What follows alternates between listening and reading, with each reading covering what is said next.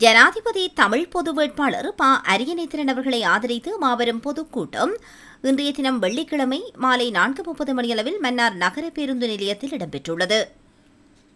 பாராளுமன்ற உறுப்பினர் செல்வம் அடைக்கலநாதனின் ஏற்பாட்டில் முன்னாள் பிரதேச சபை உறுப்பினர் மோகன்ராஜ் ஒருங்கிணைப்பில் குறித்த பொதுக்கூட்டம் இடம்பெற்றது. இதன்போது ஜனாதிபதி தமிழ் பொது வேட்பாளர் ப. அரியநேத்திரனுக்கு மன்னார் மக்கள் அமோக வரவேற்பு வழங்கினர்.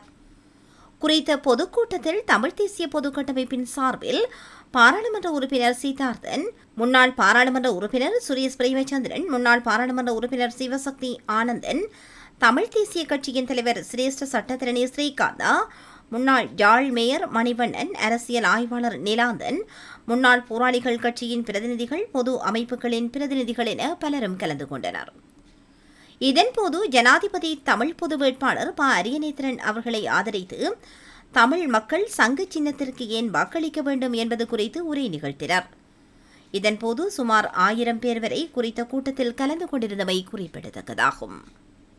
சயித் பிரேமதாசாவுக்கு பின்னால் நிற்கின்றவர்கள், ரணில் விக்ரமசிங்காவுக்கு பின்னால் நிற்கின்றவர்கள், அனுரகுமார திசாநாயக்காவுக்கு பின்னால் நிற்கின்றவர்கள் கூறுகின்ற விடயம் என்னவென்றால், பொது வேட்பாளருக்கு ஒரு வாக்கை போடுங்கள், முதலாம் இலக்கத்தை மற்ற ஏனையவருக்கு போடுங்கள் என்ற பிரச்சாரங்களை செய்கின்றார்கள். தயவு செய்து அதனை ஏற்றுக்கொள்ள வேண்டாம்.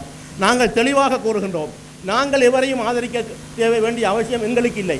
எல்லோருமே இனப்படுகொலை செய்தவர்கள், எல்லோருமே எங்கள் பண்பாட்டு தேசியத்தை கலைத்தவர்கள், பண்பாட்டு தேசியத்தை குலைத்தவர்கள். ஆகவே இவர்களை நம்ப நாங்கள் தயாரில்லை. நீங்கள் போடுகின்ற வாக்கு என்பது நிச்சயமாக ஒரு புள்ளடி, ஒரு சின்னம், அது சங்கு சின்னம் மாத்திரம் என்பதை நீங்கள் மனதில் வைத்துக் கொள்ளுங்கள். இதையே நீங்கள் பிரச்சாரம் செய்யுங்கள். அரியநேத்திரன் இந்த தேர்தலில் இருந்து விலகிவிட்டார், XYZ ஒருவரை பேரை போட்டு அவரை ஆதரிக்கின்றார், இவ்வாறான செய்தியெல்லாம் வரும். நீங்கள் எதையும் நம்பக்கூடாது என்பதை முன்கூட்டியே கூறுகின்றேன். ஏனென்றால் ஒரு தேர்தல் வருகின்ற போது அதை குலைப்பதற்காக பல சக்திகள் இருக்கின்றது.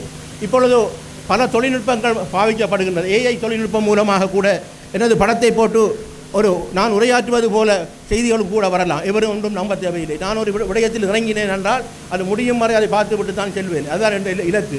ஆகவே நீங்கள் ஒன்றை புரிந்து கொள்ள வேண்டும், எந்த செய்தி வந்தாலும் நம்ப தேவையில்லை. நீங்கள் உறுதியாக, நாங்கள் பல போராட்டங்களை செய்த நாங்கள், எங்களுக்கு அந்த போராட்டத்தின் வடிவங்களை எவரும் எங்களுக்கு சொல்லித்தர வேண்டிய அவசியம் இல்லை. பொங்கு தமிழை செய்திருக்கின்றோம், மெழுகு தமிழை செய்திருக்கின்றோம், பொத்திவு தொடக்கம் பொலிகண்டி வரை பேரணி நடத்தி இருக்கின்றோம். எல்லாம் என்னத்துக்காக? ஒரு உரிமையை பெறுவதற்காக. அது போன்றுதான் இந்த போராட்டத்தை ஒரு வித்தியாசமாக நாங்கள் காட்ட வேண்டும். இந்த வித்தியாசம் என்பது அவர்கள் தருகின்ற பரீட்சை பேப்பரில், அவர்கள் தருகின்ற பெஞ்சிலால் அவர்களுக்கு கொடுக்கின்ற பதில். இதுதான் இந்த தேர்தல். நாங்கள் போகின்ற போது 21ஆம் தேதி காலையிலே அந்த வாக்குச்சீட்டு என்கின்ற பரீட்சை பேப்பர் உங்களுக்கு கிடைக்கும். பரீட்சை பேப்பரில் நீங்கள் போடுகின்ற புள்ளடி ஒன்று தான், ஒரே கேள்வி. அந்த 40 கேள்விக்கு புள்ளடி போடுற விளையாட்டெல்லாம் இல்லை. அவங்க தருகின்ற பெஞ்சலை எடுத்து சங்குக்கு நேரே ஒரு புள்ளடியை போட்டு மன்னித்து விட்டு வந்தால் அதுதான் நீங்கள் போடுகின்ற பரீட்சை வினாத்தாள். அதுக்கு அணுகிற விடைதான் அந்த பென்சில். அதில் பூசுகின்ற மையை நீங்கள் அதை ஒரு அடையாளமாக பார்க்கலாம். அந்த பூசுகின்ற மை அடையாளத்தை நீங்கள் சங்கு சின்னமாக பாருங்கள்.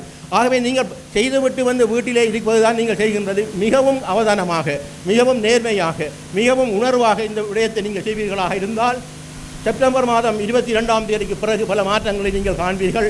அந்த மாற்றத்தின் மூலமாக நாங்களாக தமிழராக வாழ்வோம் என்று கூறி விடைபெறுகின்றேன். நன்றி, வணக்கம்.